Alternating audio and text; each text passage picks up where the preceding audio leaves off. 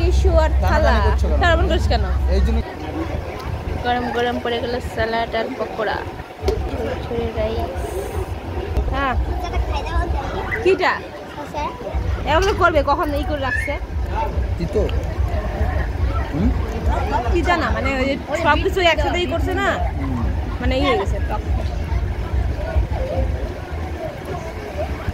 লাগে না এক টিকি ডাল দিলে আমরাও খাই না বাইরে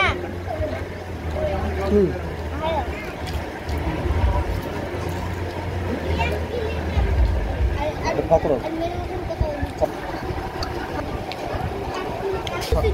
ওটা খাইতে হয় না কালকেই না বাবা মাটন খাইলা বাড়িতে তার আগের দিন ব্রয়লার তার আগের দিন মাছ